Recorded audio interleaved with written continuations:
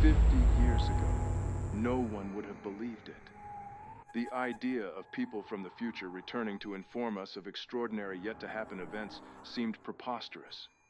It felt as if we had gained guardian angels, warning us of impending cataclysmic occurrences, claiming to be us from the future, even though they bore no physical resemblance to us. The future, it seemed, had been unkind to humanity as we knew it. In the future, much has changed, with norms evolving beyond anything we could have previously fathomed. Take their physical appearance, for instance. It's striking, to say the least. They possess slender, pale bodies, elongated fingers, a distinct lack of muscular structure, and neither sex organs nor functioning mouths. Their large, deep-set eyes are chilling. These descriptions just touch the surface, summarizing why many were terrified when encounters with these beings became a regular occurrence. However, our stubborn human nature eventually acknowledged their purpose here, not to destroy, but to serve a greater cause. Soon, though, the visits became more frequent and began to occur at all hours, not just the stereotypical nighttime associated with UFO sightings. They came with technology so advanced that the idea of objects capable of performing the tasks they did seemed far-fetched. It's amusing how we envision technology's progression through our own perspective, expecting the next logical step based on our understanding. Yet we overlook the obvious. If technology were to evolve in the way we expect, we would likely already possess it. The rate at which progress was made once we began communicating with these beings was truly astounding. Their form of communication was far more advanced than our underdeveloped minds could initially handle. The first significant hurdle we encountered was that they processed information far more rapidly than our brains could. At first, their telepathic communication presented as slow, continuous hums, akin to the sustained ring of a note. After countless hours spent trying to decipher what they were projecting to us through this sound, one scientist, a music enthusiast who also fronted a band, proposed a simple yet game-changing question. What if we slow it down? The suggestion, novel and unexpected, ignited a spark of insight. However, the challenge we faced was that the sounds we were hearing were not played out loud, but rather echoed in individuals' minds. This conundrum required a solution. Once we relayed this issue to the extraterrestrial beings, they again pointed us towards a specific technological solution before promptly disappearing. They returned just as quickly, this time with a small device implanted in their hands. This device allowed them to project the sounds resonating in our minds into the external world through vibration. This innovation significantly changed our method of communication with the extraterrestrials. By utilizing a seismographic device, we measured the vibrations emanating from their hands, eventually establishing a rudimentary common language for communication. One barrier that took some time to navigate was that our English language, viewed as archaic by their standards, had been lost millennia before this advanced race developed their own language. Their language, entirely unique, was tied directly to their evolution. Cracking this linguistic code took time and effort. Each specific wavelength and vibration represented a symbol in their language. For example, a small wavelength resembling a W might represent an apple. Slight adjustments to the same wave could generate a completely different meaning, making each line's size and thickness crucial. To understand this, scientists had a straightforward breakthrough. They placed an apple on a table, touched it, and repeated the word apple. The extraterrestrials quickly understood the intent behind this exercise. They replicated the motion, touching the apple with their elongated fingers, causing a consistent vibration that displayed on our seismographic device. Astonishingly, the sign was identical each time, signifying they were communicating their interpretation of the object and how they would, for lack of better terms, say it. Although progress was slow and the results didn't come swiftly, the method proved fruitful. Over time, a detailed understanding of the language emerged. facilitating the communication of more advanced concepts. With communication firmly established, our interactions became increasingly advanced. More elaborate conversations provided us with a better understanding of the extraterrestrials with whom we were dealing. Though we could never be 100% certain about the veracity of what they conveyed, we gleaned key insights. Foremost, they weren't here to harm us. That became apparent quickly. Upon observing their capabilities, we discovered that not only could they communicate telepathically, but they could also utilize these abilities to control living beings, both psychologically and physiologically. This skill became evident during one communication session when an extraterrestrial and a scientist struggled to establish a connection.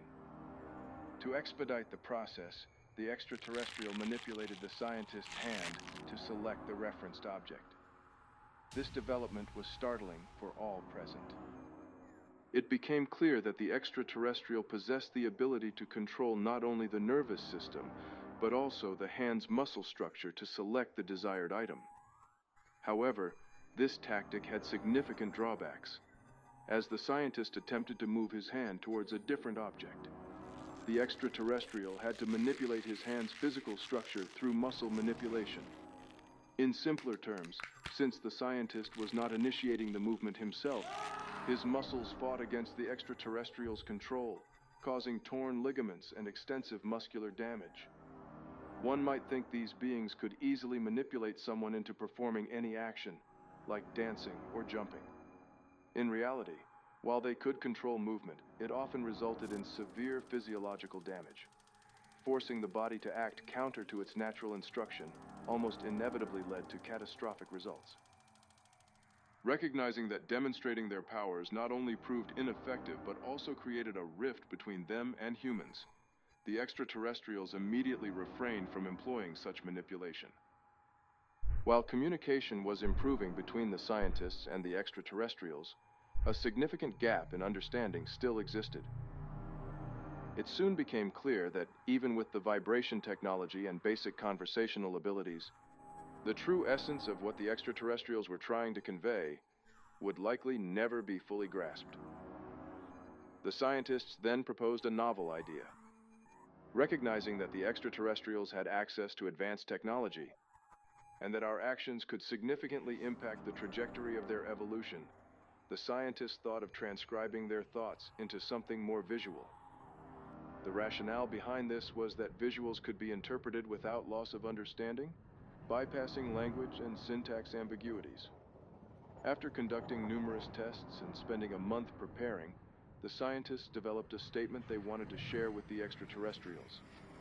Essentially, they asked if the extraterrestrials could create a way to share images or videos of their experiences, to help us avoid miscommunication and gain a true understanding of their evolution, practices, and intentions. After presenting this request to the extraterrestrials, there was a tense silence as they quietly stared into the scientists' eyes. Then, without warning, they departed. It was a few weeks in our time before they paid the scientists another visit. When they returned, their arrival did not disappoint. Exiting their capsule, which we might classify as a spaceship, but is more accurately a device used to traverse different spaces in time, the extraterrestrials brought something far more unique than before. We had grown accustomed to what we would classify as grays, the standard extraterrestrial shape and design as humans had come to know them. But on this visit, they brought another being. This being resembled the typical extraterrestrial physique, but bore some very unique and distinct traits.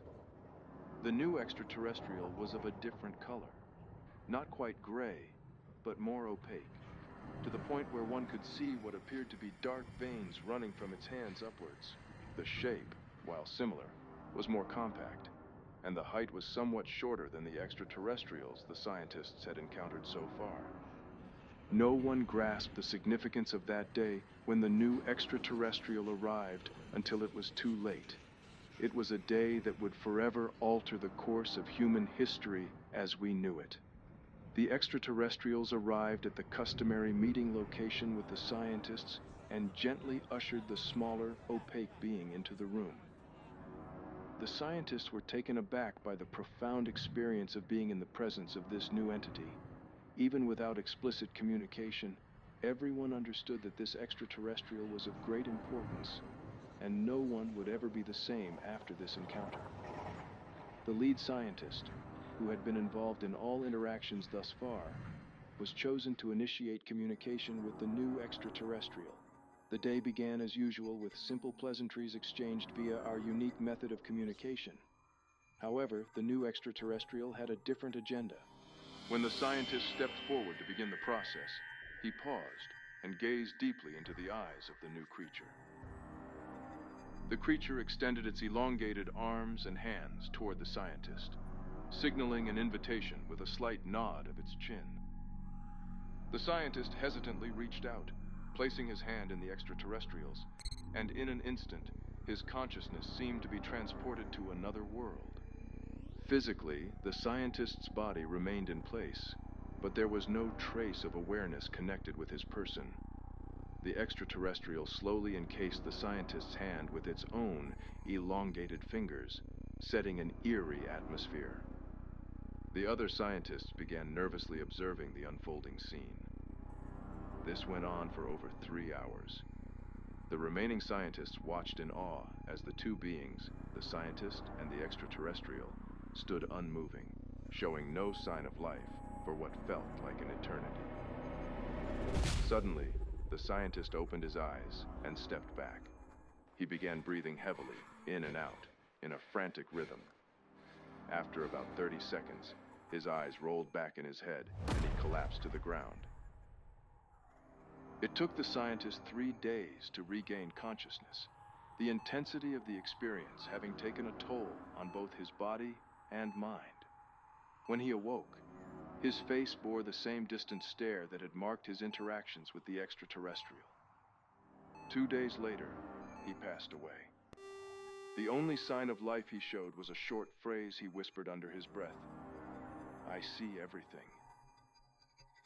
After witnessing the extraordinary capabilities of the extraterrestrial, our interactions began to subtly change. Discovering this innovative method to communicate with extraterrestrials profoundly transformed the understanding of the complex information we received from our cosmic visitors. Scientists quickly realized that physical contact, particularly touching the hand of an ethereal extraterrestrial, initiated a profound connection. This connection granted access to a wealth of visions and historical knowledge that had been passed down through the existence of the extraterrestrial species. It was as if seizing their hand opened a deluge of knowledge, akin to turning on a fire hose. However, this presented a significant downside. If the recipient failed to establish a mental barrier akin to a dam that could manage this flood of memories, the consequent information overload could have devastating effects. It was found that this could effectively annihilate the recipient's brain, forever altering their memories, chemistry, and cognitive processes. Consider an individual who has spent years learning how to utilize their brain and access their memories. Suddenly, they are inundated with hundreds of thousands of years' worth of information in an instant. Though this bestows upon them a knowledge likened to the gods, knowledge, as powerful as it is, can sometimes overwhelm the powerless. It shatters their comprehension of reality. Indeed, the recipients became empty, losing their grasp on reality due to this influx of extraterrestrial knowledge. Picture someone who's been alive for 30 years. They possess a certain frame of reference for the concept of time. Their mind understands the duration of time based on the increments that we as a society have established. This understanding allows them to connect with current cultural norms, societal expectations, and other forms of knowledge that ground them in today's reality. But when they are forced to digest hundreds of thousands of years' worth of knowledge, their brief 30-year existence becomes a mere blip in this massive information scheme. They lose their contextual grounding. Despite these trials claiming the lives of several scientists and willing participants, one individual proposed a hypothesis. They posited that if one enters the interaction with a specific question or expectation in mind, the information received would pertain directly to that particular topic. This revelation drastically altered the nature of the interactions, and changed humanity as we knew it.